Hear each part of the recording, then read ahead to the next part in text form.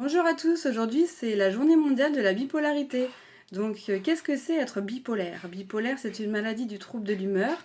Donc ça se caractérise par des phases up, on va dire des phases hautes d'exaltation, où on peut avoir du mal à dormir, du mal à se concentrer, plein de projets. Dans les types 1 de la bipolarité, on peut même avoir des délires, des hallucinations qui amènent à des hospitalisations.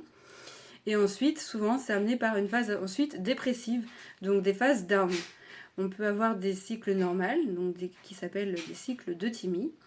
Et il y a plusieurs types de bipolarité, donc le type 1, le type 2, des types cyclotimiques, c'est-à-dire avec des cycles très rapides, et de l'unipolarité, donc avec un seul aspect de la bipolarité, par exemple que des accès de dépression et des phases d'euthymie.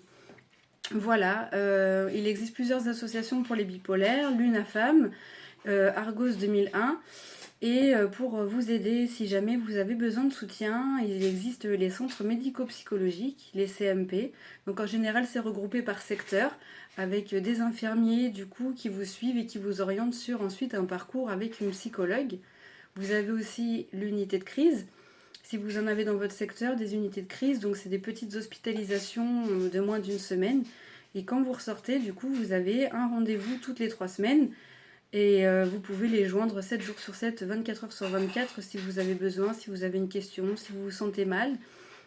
Qu'est-ce qu'on peut avoir aussi? On peut avoir les centres d'experts, les centres experts du trouble bipolaire. Donc en général, c'est aussi par secteur.